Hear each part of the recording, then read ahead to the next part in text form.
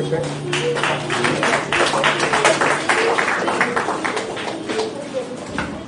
Lord, you are sovereign. Para naman po sa pinaka-importante part ng programa, pinapatawag ko na si Belmar. At para ipapringay po ang ating title natin.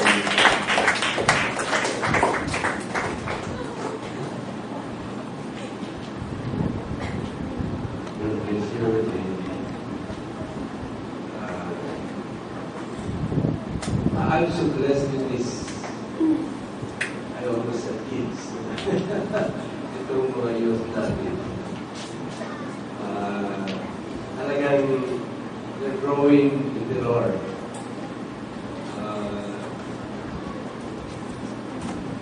It's a pity. We didn't experience this kind when we were young. Wala pa kami sa Panginoon. We've wasted our younger years. We should have served the Lord when we were young. Pero itong mga batang ito, it's a blessing that we have them. At ang Panginoon sa Kristo ay talaga tumikilos sa mga buhay natin, mga batang ito. And let's continue to pray for them. The Lord will bless them and will mold them into effective Christians who can spread the gospel of our Lord Jesus Christ. Marami silang mga programa aside from the feeding ministry that we will have also with this month, once a month, and then bagong silangan. Some of them will be going to Rojas, Isabela. Magkakaroon sila doon ng evangelism, saka equipping, training sa mga pagkataan doon. So, we just praise the Lord for this youth. Kinikilos na sila, ginagamit na sila ng Panginoon. Kaya, parapakan natin si Jesus sa mga pagkataan. Praise the Lord. I'm so blessed, Lord Jesus. Lahat ng may pangangailangan sa Panginoon na tumayo at taas ang kamay sa Panginoon. Okay? Ibabad nyo na tayo manalangin. Hallelujah, Jesus. Tunay po, Panginoon, na Ikaw ang aming hinahanap.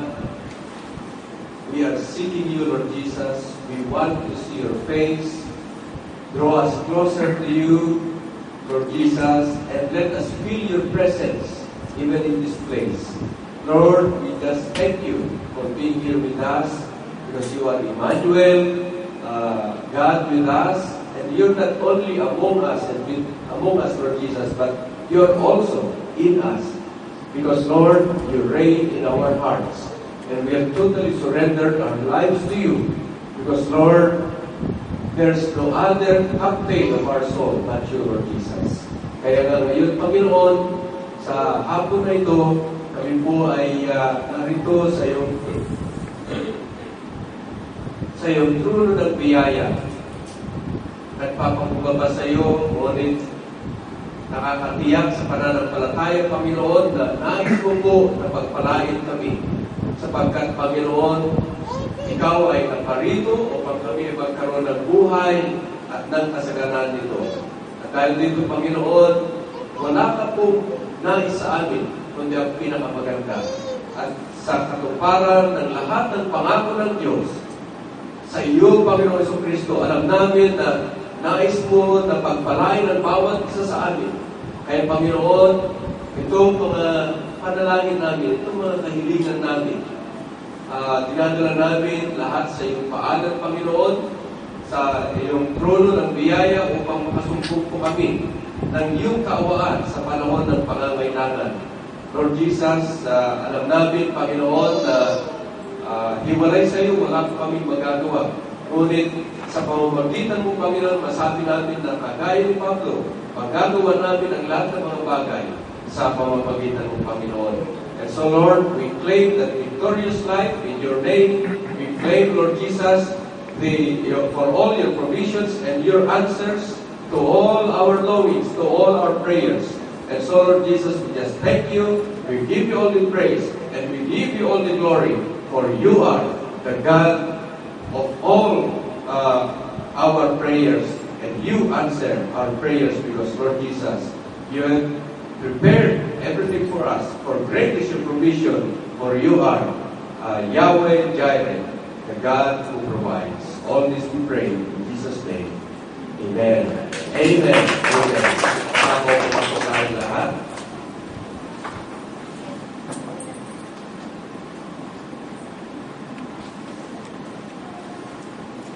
Buksan ninyo yung banal na kasulatan.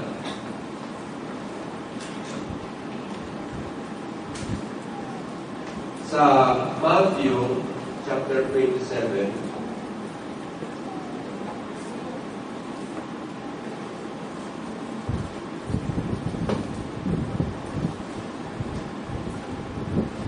basahin ko mula sa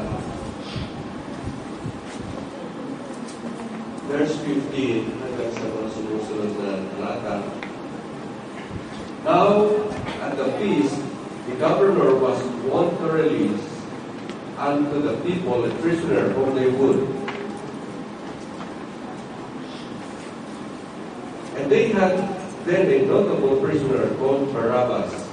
Therefore, when they were gathered together, Pilate said unto them, Whom will ye that I release unto you, Barabbas or Jesus, which is called Christ? For he knew that for envy they had delivered him. Sa pagkasulit alam ni Poncio Pilato na si Jesus ay walang kasalanan, kaya lamang dinala sila. Dinala si Jesus sa kanya ay dahil may higit yung mga pinuno ng religiyon, yung mga Pariseyo. Therefore, for he knew that for envy they had delivered him. When he was set down on the judgment seat, his wife said unto him, saying, Have nothing to do with that just man. So kahit yung asawa ni Pilato, ay sinasabi niya na itong lalaking ito ay makatarungan. Have nothing to do with this just man. For I have suffered many things this day in a dream because of him. Mapanibulipan po ang lalaki ito. At sa aking mga panaginip ay marami akong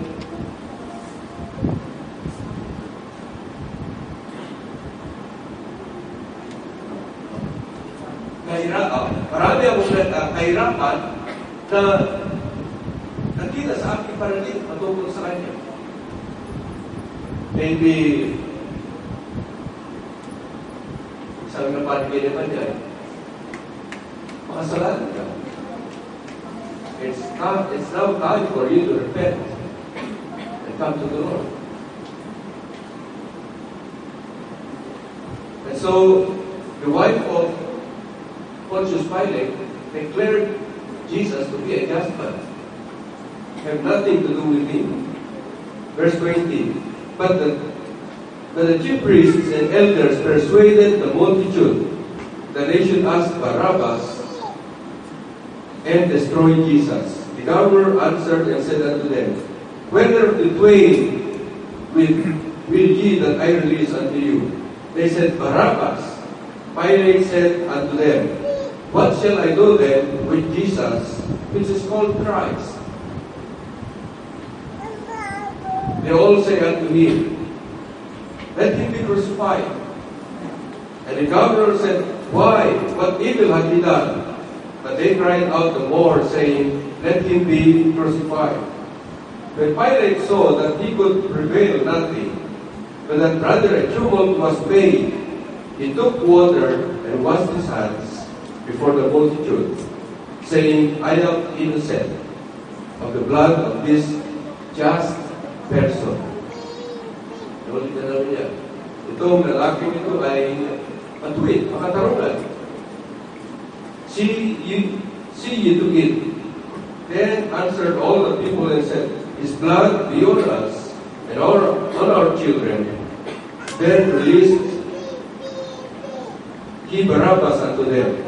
And when he had scourged Jesus, he delivered him to be crucified. Turn with me to Luke 23. Again, verses pertain to Jesus being sentenced to die. Verse 13. And Pilate, when he had called together the chief priests and the rulers and the people, said unto them, Ye have brought this man unto me as one that perverted the people. And behold, I, having examined him before you, have found no fault in this man, touching those things whereof ye accuse him. No, nor yet Herod, for I sent you to him, and lo, nothing worthy of death is done unto him. Si Pilate, sapagkat wala siyang makita na maaaring ihatol kay Jesus, pinadala niya.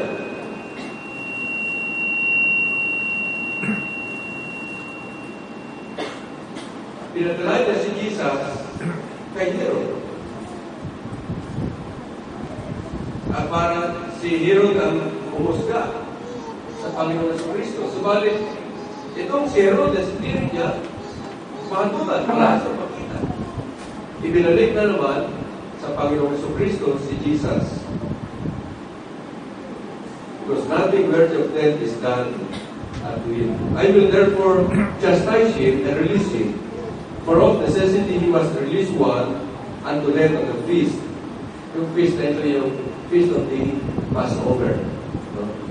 Yung fiesta ng Pascua. Ito yung Pascua na sineselebrate natin pagka sineselebrate natin, meaning the Christendom. No? Yung Pascua ng December. Yung Pascua nila ay yung tinatawag natin na Passover. No? Yun ay nagpatay yung mga Israelita ng kordero. Yung dugo ng kordero ay kanilang ipinita yan sa hampan ng pintuan. At yung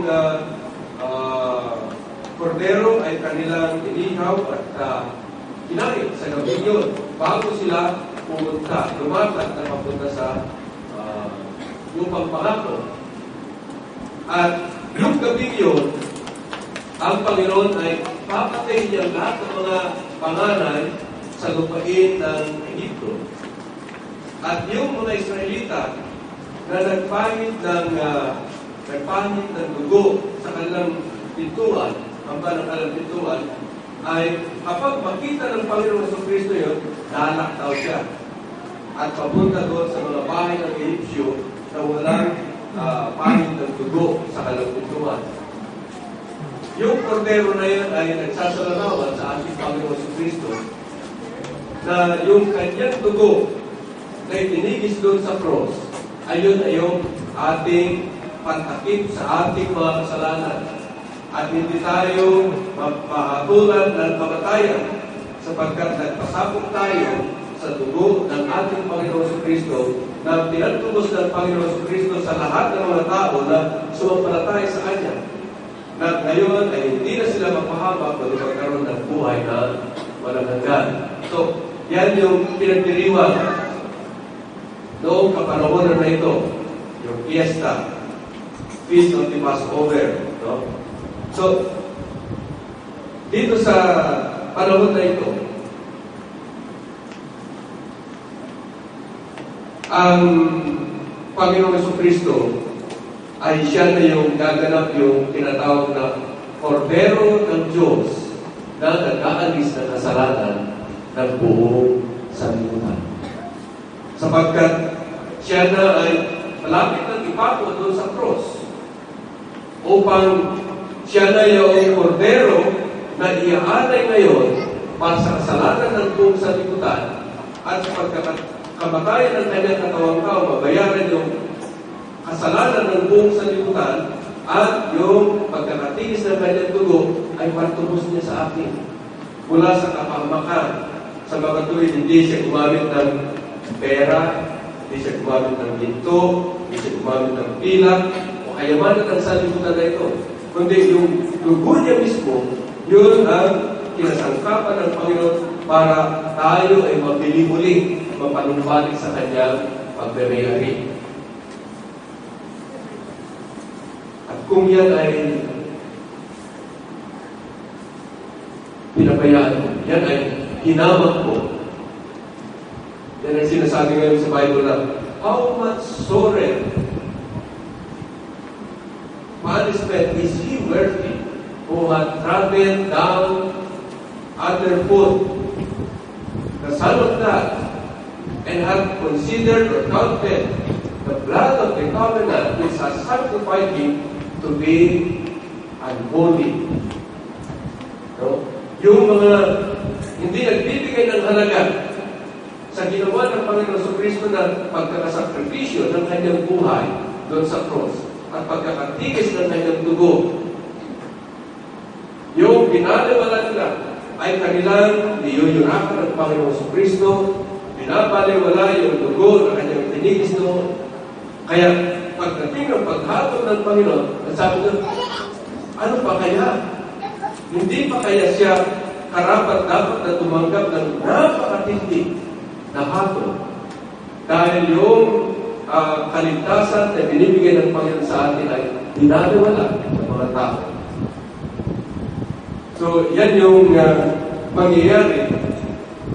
Malapit na mangyayari sa setting ng ating mga pinabasa. Verse 18, and they cried out all at once, saying, away with this man, release unto us Barabbas, who for a certain sedition made in the city, and for murder was cast into prison.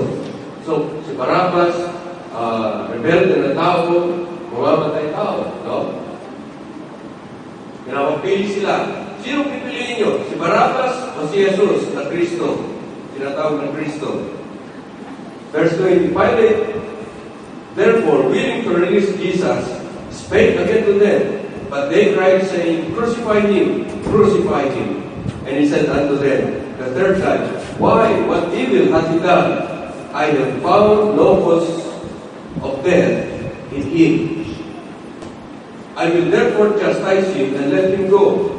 And they were instant with loud voices, requiring that he might be crucified. And the voices of them and of the chief priests prevailed. And Pilate gave sentence that it should be as they required. And he released unto them him that for sedition and murder was cast into prison, whom they had desired, but he delivered Jesus to their will.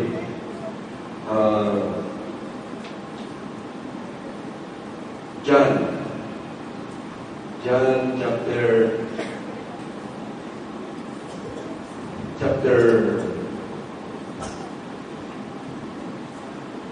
18.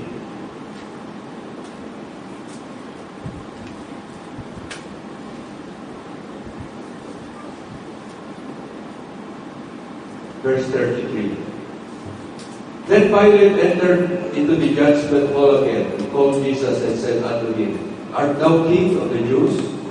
Jesus answered him, Sayest thou this thing of thyself, or did others tell it to thee, or of me?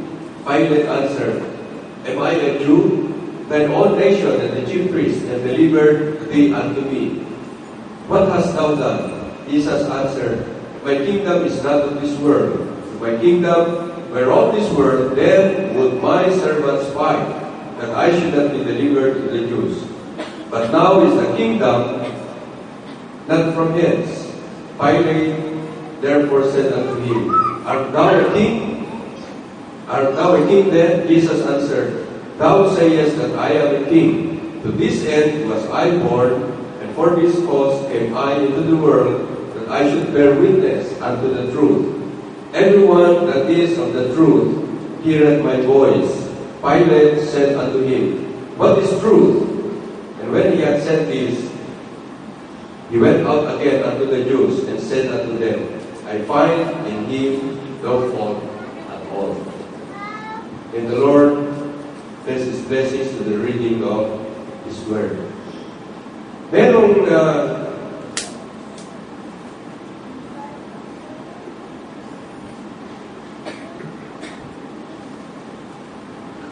matinding tanong dito na rapat na bawat isa sa atin ay sagutin. Ang tanong na ito ay, what must I do with Jesus who is called Christ? Anong gagawin ko kay Jesus na tinatawag na Kristo?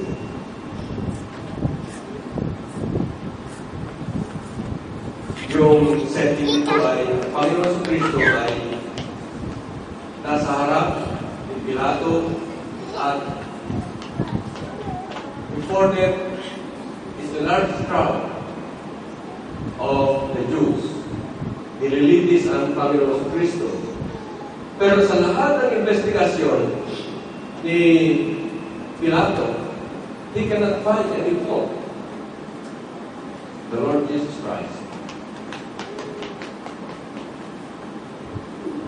At nung pinapapili sila kung sinong pakakawalan, si Barabbas o si Jesus, sa tinatawag ni Kristo, ang sabi ng mga tao, si Barabbas. Ano gagawin ko kay Jesus? Crucify him. Now that same question is being set before you. The Lord Jesus Christ is also before you, for He is in every one of us. And that question is being posed to each and every one. Ano ang gagawin mo kay Jesus na tinatawag na Kristo? If you were asked that question, anong gagawin mo? How would you answer that?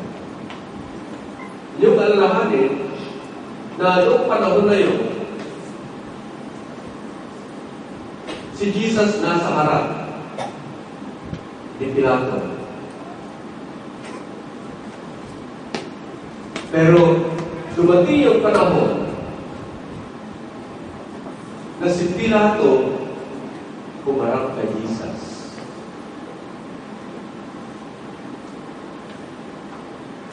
Noong panahon na yun, si Jesus nasa kamay ni Pilato. Because he could set him free or he could have him crucified. Pero dumating ang panahon na si Pilato nasa kamay ni Jesus. Anong significance ito? Si Pilato parang tayo. Pilate is representing us. What are we going to do with Jesus who is called Christ? Let's not forget that there will come a day, there will come a time, when we shall also stand before Jesus. There will come a time when we shall also be in the hands of Jesus. Lahat tayo harap sa paghatol ng Panginoon. Sa ngayon, nasa inyong kamay, paghatol ngayon kay Jesus, ano ang gagawin niyo kay Jesus na tinatawag na Kristo?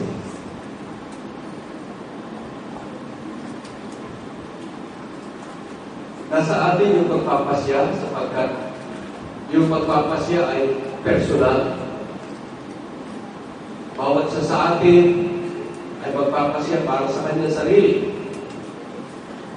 Dahil yung kasalanan, personal yan. No one can ask for forgiveness for you. Ikaw mismo ang hihingi ng magpapatawad ng Panginoong Kristo. Hindi yung pastor, hindi yung magulang mo, hindi mga kapatid mo, hindi asawa mo. You'll be the one to make that kind of decision. Pangalawa, mahalaga na sagutin mo yan dahil kung anong sagot mo dyan sa tanong na yan, yan ang that will determine your destiny. Yan ang magsasabi kung saan ka hando.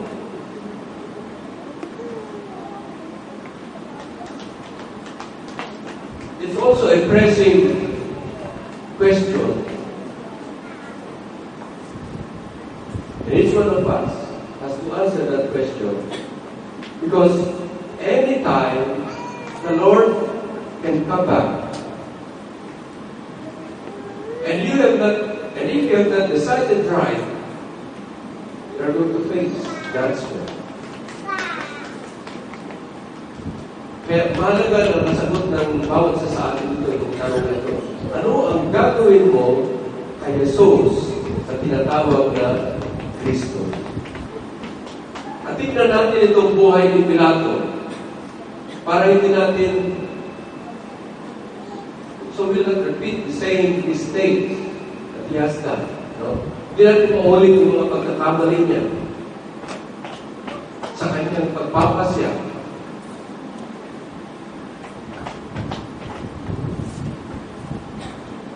Sapagkat marami siyang, there are so many inputs coming into him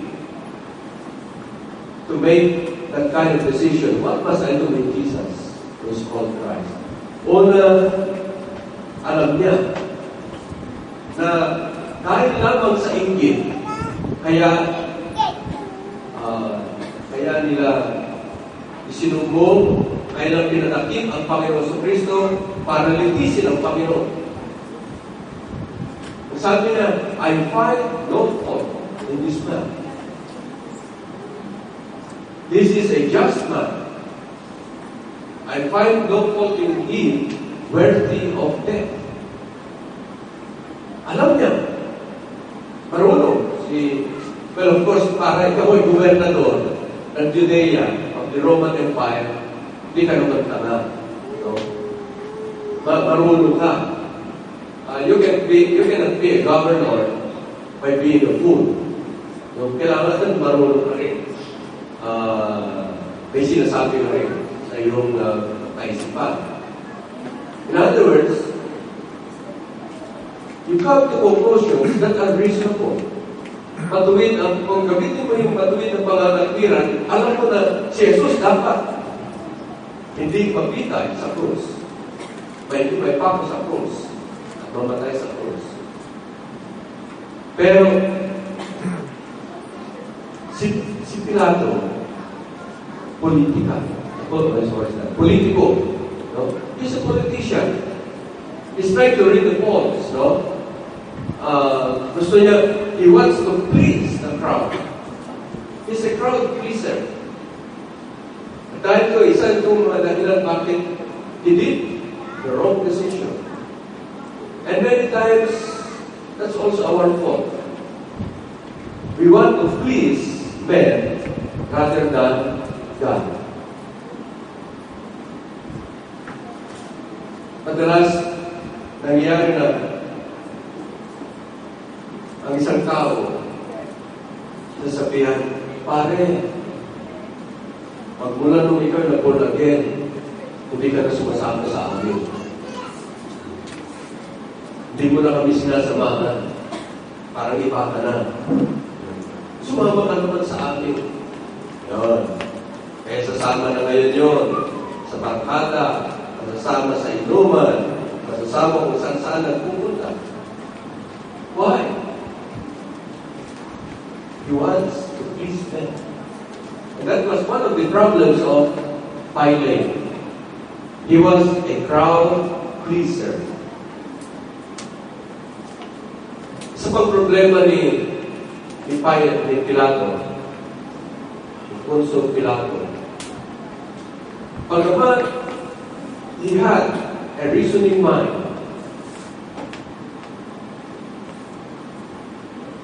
Hindi ito ang nanahig sa kanya. Alam niya na makatarungan si Jesus, makatwiran si Jesus. Ngunit hindi ito ang kanyang pinairan. Dahil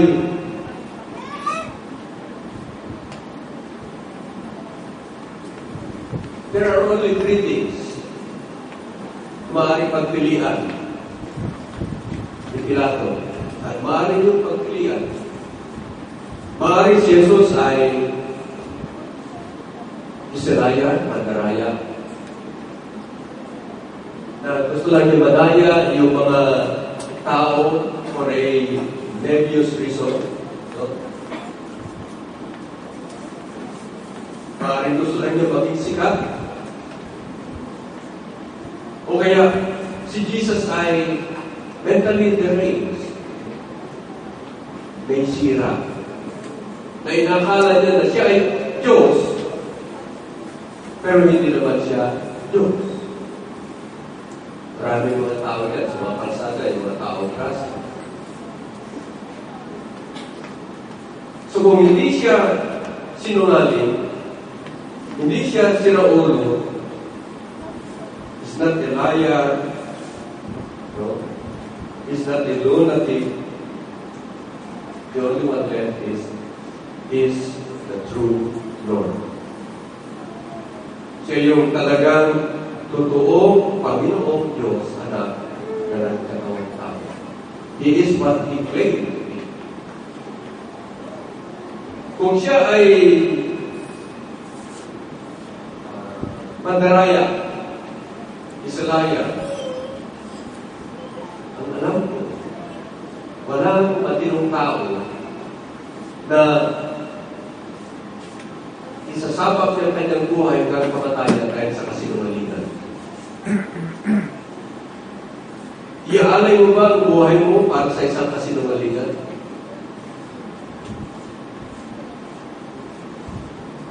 Magpapakamatay ka dahil sa kasinungalingan? At isa pa, yung mga alagad ng Panginoon Kristo, ng mga takutin, no? In fact, when the Lord Jesus Christ was arrested, sumabog sila, no? Nagsikala sila. That even Peter denied the Lord Jesus Christ just not to be identified with Jesus. Ganyan sila katatakot. Nung namatay ang Panginoon Kristo sa kanyang katawang tao, na doon sa libingan, they gathered together. Very much afraid. Sarado mga pintuan, sarado ang mga bintana. Nung nabuhay ang Panginoon Kristo, lumitaw sa kanilang kalagitnaan. When they found that the Lord Jesus Christ was true to His word, they became very bold.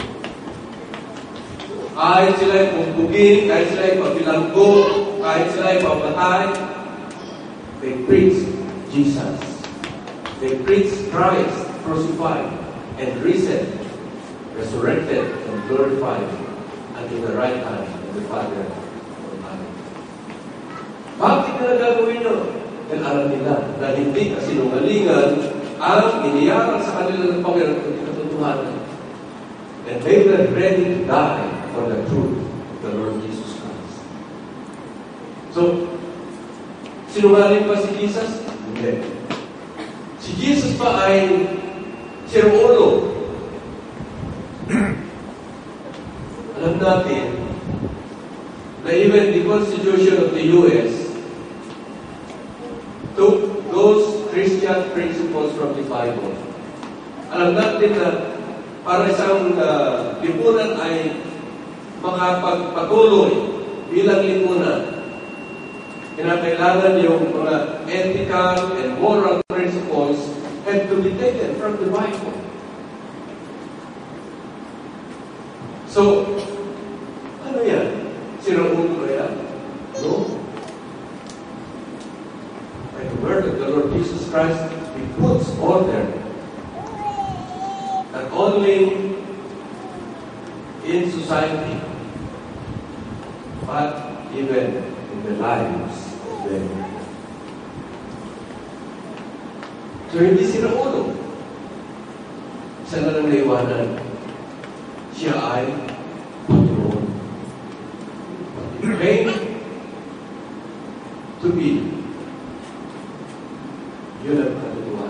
siya ay Diyos anak na nagtakawang tao na naparito sa sanlibutan na ito upang iligtas niya ang buong sanlibutan sa pag-aalay ng kanyang katawan tao bilang kabayaran ng kasalanan sapagkat ang kabayaran ng kasalanan ay kamatayan at itinigis niya ang kanyang dugo ng lubusan para tayo ay kanyang matubos at mapanumbalik sa kanyang pagdaliri.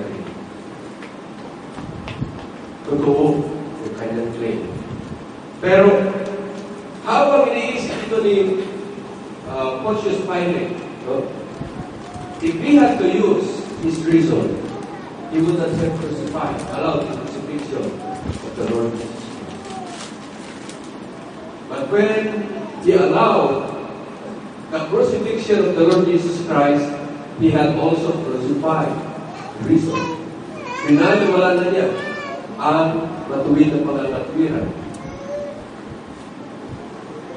Ang wika ng kanyang asawa, huwag mong pakialaman ang tao ito.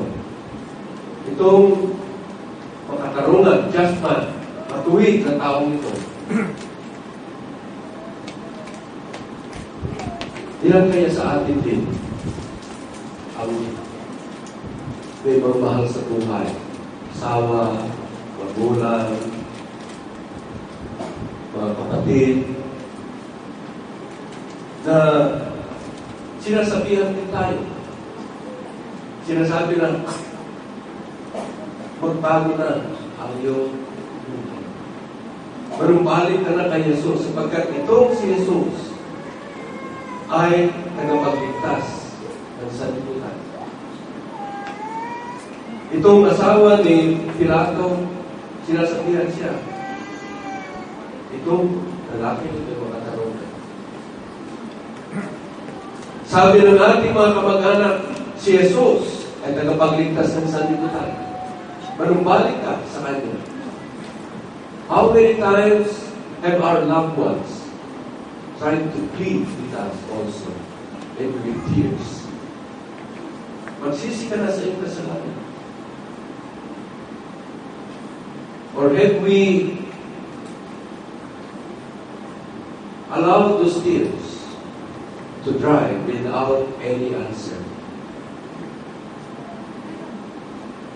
So, maraming inputs na pumapasok kay Pilato. Hindi lang inputs kung ano ay yung nasa kanya. He had his conscience. Alam niya, walang kasalanan si Jesus, pero wala siyang magawa.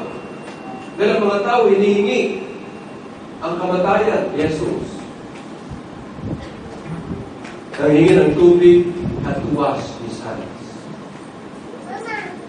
He had to wash his hands. Ayaw niyang maibong kay Jesus. How many of us have tried to avoid the Lord Jesus Christ? How many of us have tried to ignore the Lord Jesus Christ? How many of us have not tried to involve ourselves in the Lord Jesus Christ? Sabi, parang lang sa inyo mga relihiyoso yan. Sa inyo lang yan. Ang napansin ko, pagka mga Bible studies, mga worship service, mas marami mga babae. Ang sabi ng mga lalaki, sa inyo lang mga babae yan. Kayo ang bahala dyan. Huwag niyo lang kami isama dito. Okay lang mga religiyoso dyan. Sige, sa inyo lang yan. Okay lang yan. Sige, kayo lang dyan. How many times have we not involved ourselves in the Lord Jesus Christ?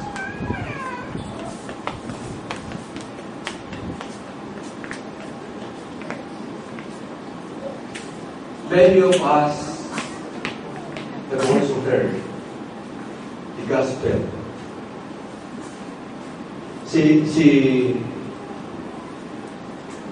How better would Pontius Pilate had been if God had heard about the Lord Jesus Christ.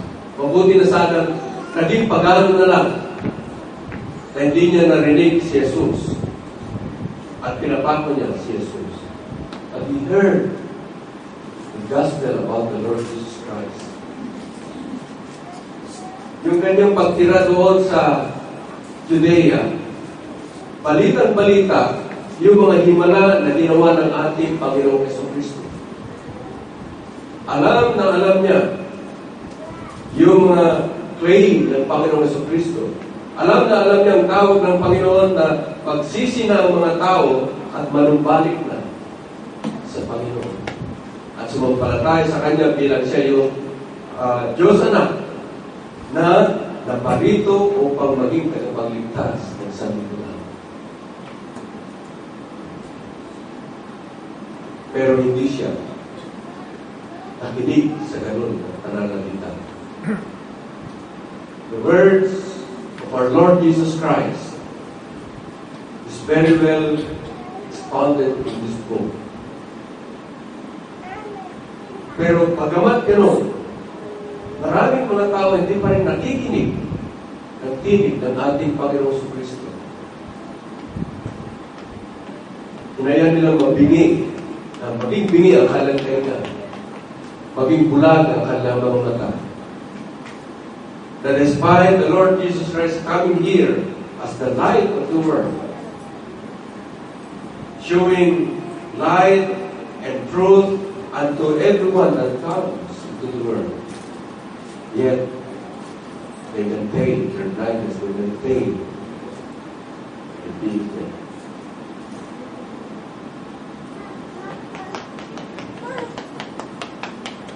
Ang Panginoon Jesucristo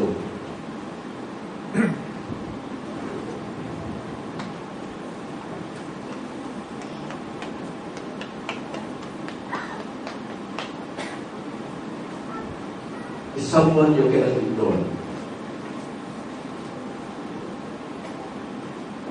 Itong ginagawa ni Pilato, he tried to excuse himself. Pinadala niya ang Panginoon Jesucristo kay Herodes. Hindi mahatulan ni Herodes dahil hindi niya makita kung anong pagkakasala. Binalik niya kay Pilato. Sometimes in our decision-making of the Lord Jesus Christ, nasa kanan, hindi ako makapagpasya dyan. Subalit yung hindi mo pagpapasya pa rin. A decision not to make if you do not decide now for the Lord Jesus Christ or against the Lord Jesus Christ, you have made a decision. Ano yung decision mo? A decision not to make a decision. Subalit, ang sabi ng Panginoon Jesucristo, He who is not with me is against me. And he who is against me scatters abroad. Ganun ka-sharp ang pagkakahati ng Panginoon Jesucristo sa ating daigdig. No? Kung hindi ka panig sa Kanya, laban sa Kanya. Kapag hindi ka nagpasya, ang pasya mo ay hindi panig kay Jesus. Kung gano'n ikaw ay laban kay Jesus. So a decision to defer your decision is a decision against or a decision not for the Lord Jesus Christ. So pinagpapaliban mo. Pero yung pagpapaliban mo na yun ay nagpapasya ka na hindi ka magpasya para sa Panginoong Jesucristo.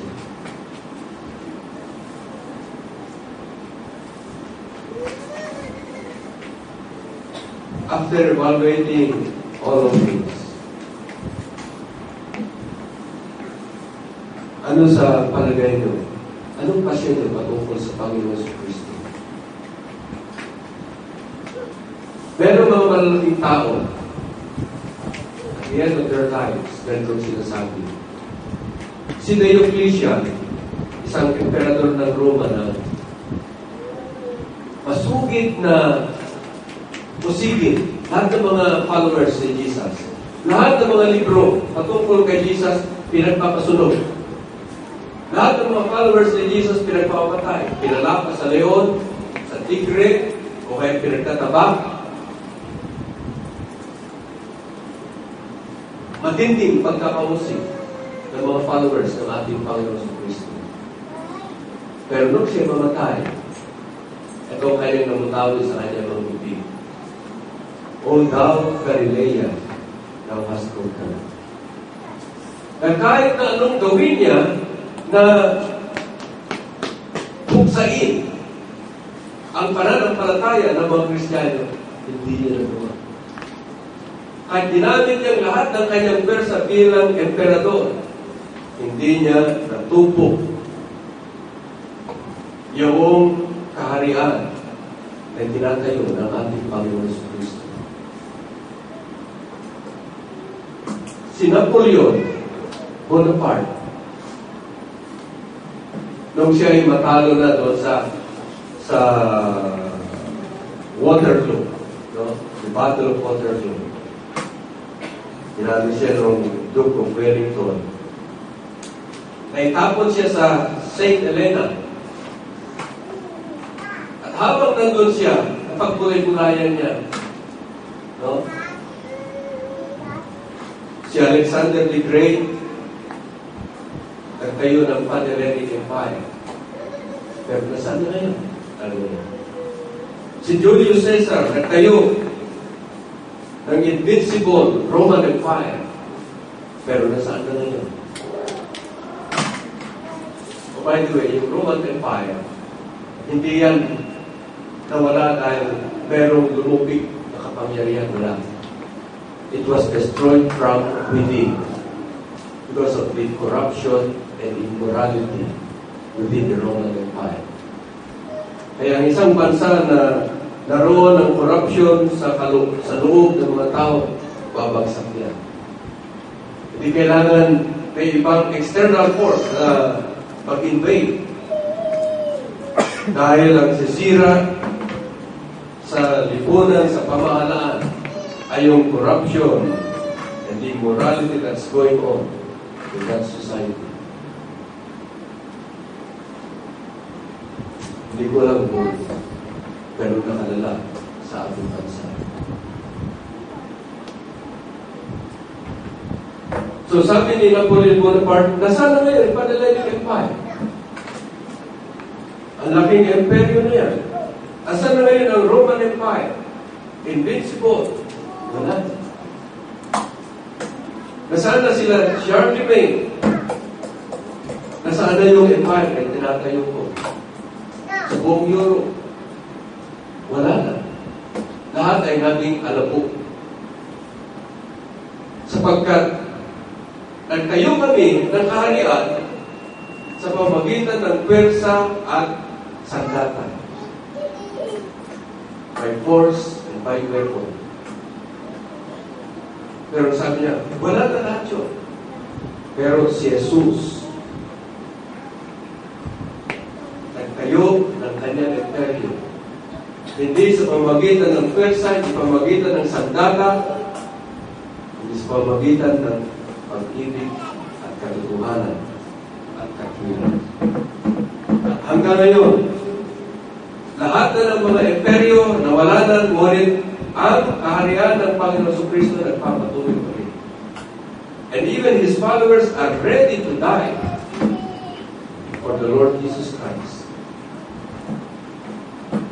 Kaya sabi, wala na, naging apo na lahat. Pero kaharian ng Panginoon Jesucristo nagpapatuloy pa rin. So where are all the empires? Right now, wala na. There's only one empire that's going on. It's a kingdom of our Lord Jesus Christ. Kaya nung tanungin ni Pilato, ikaw hari ba? Sinabi mo, ikaw ang nagsabi. Sabi ni Jesus. And it is for this end that I was born. And it was for this cause that I came into the world to testify about the truth. And everyone who wants to know the truth, hears my word. Ang tanong sa kanya ni Pilato, anong totoo?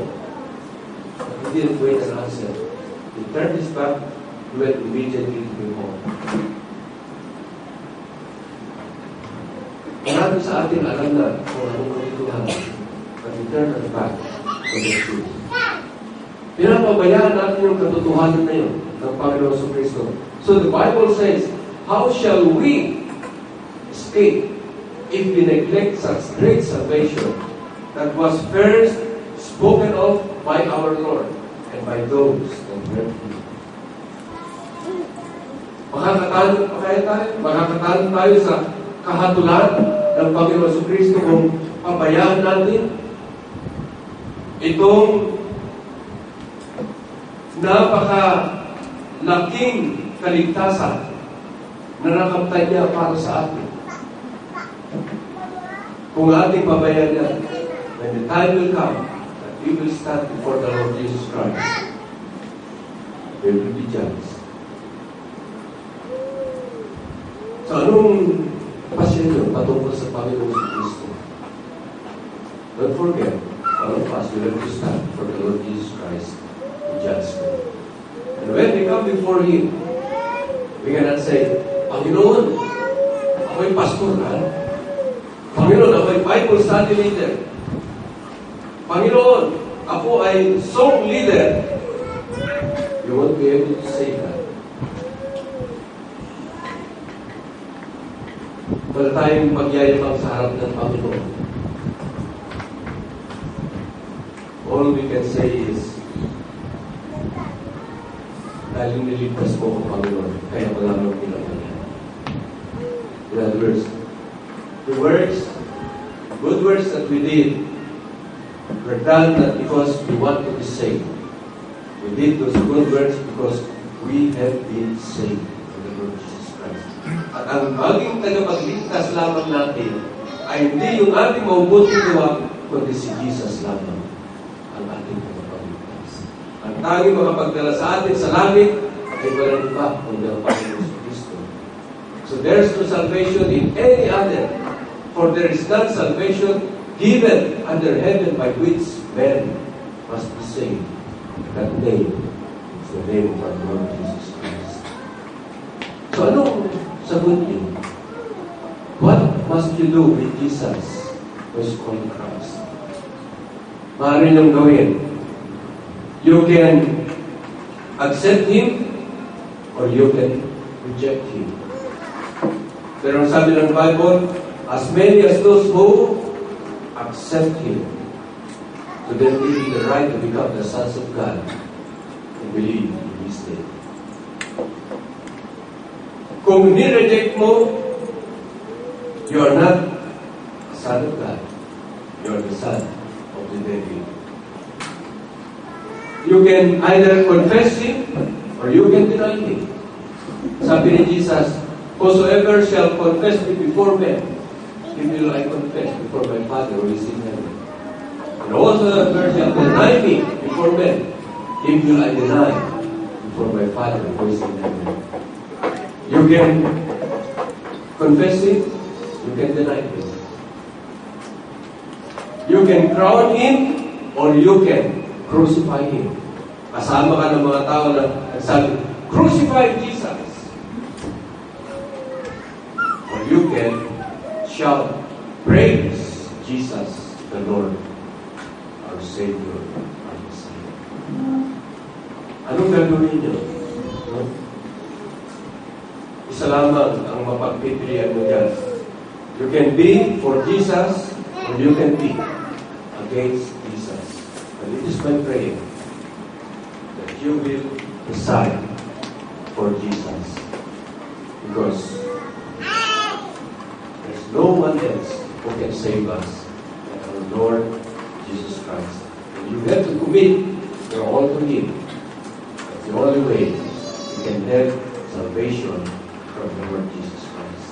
Are we going to commit our all to Jesus? Amen. Lahat ng mag-commit ng kanila kay Jesus, nili ko ngayon na tumayo. Tayo magbukas sa isang panalangin. Panginoong Jesucristo, narito kami, Panginoon, nakatayo ngayon sa iyong harapan. Nagpasya, Panginoon, na italaga namin ang aming lahat sa iyo. Hindi po kami sumigaw na ipako sa krus si Jesus. Kundi sumigaw po kami, Panginoon, na purihin si Jesus na siya namin tagapagligtas. Sa aming pagtayo sa iyong harapan ngayon, Panginoon, batid mo po ang puso ng bawat isa sa amin. Batid mo po, Panginoon, na kami ay nagtatalaga ng aming lahat sa iyo. Na ikaw na naparito sa sanlibutan, pinatunayan mo po na ikaw nga ang Mesyas, ikaw nga ang tagapagligtas ng buong sanlibutan, ikaw nga yung Diyos anak na tagapagligtas ng sanlibutan. At ang mabuting balita ay aming narinig, Panginoon, mula sa nasulat na Biblia, na salita ng Diyos. Sapagkat ang sinasabi, Panginoon, na these are written that we might believe that Jesus is the Christ, the Son of God. That by believing, we might have life in His name. Tunay po, Panginoon, na dahil sa aming pagkakatalaga ng aming lahat sa iyo, iniligtas mo na kami sa kamatayan, tinulutan mo kami ng buhay na walang hanggan, at ang pangako mo, Panginoon, ay ikaw ay muling babalik upang tanggapin mo kami sa iyong sarili, upang kung saan ka dumoroon, ay dumoroon din kami. At ang iyong walang hanggang kalwalhatian, ang siya naming mamasdan. Napakalaking pamana, napakalaking pangako, Panginoon, ang nag-aantay sa bawat isa sa atin. At ngayon pa lang alam na namin, Panginoon, na may katuparan na ng mga ito, sapagkat ginawa mo ang lahat, Panginoon, upang ito pangako ng kaligtasan, buhay na walang hanggan, kalwalhatian magpakailanman, ay may katotohanan mula sa iyo, Panginoon sa Kristo.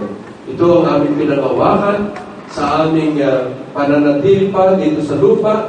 Subalit, Panginoon, we are looking for a blessed and glorious appearing of our great God and Savior, Jesus Christ, who gave Himself for us, to redeem us from all iniquity, and to purify unto Himself a peculiar people, zealous of good works.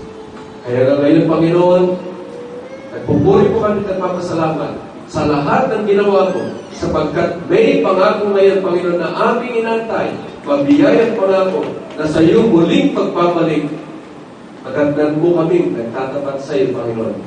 At marinig namin mula sa iyong matatamis na natin, well done, my good and faithful servant. Salamat po, Panginoon, sa mga pangako na ito.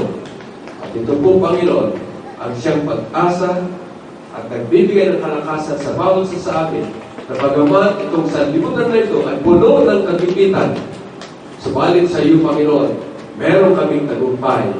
And this is the victory that overcometh the world, even our faith in you, Lord Jesus Christ. All this we pray in Jesus' name. Amen. Amen. The Lord bless you all. Hallelujah.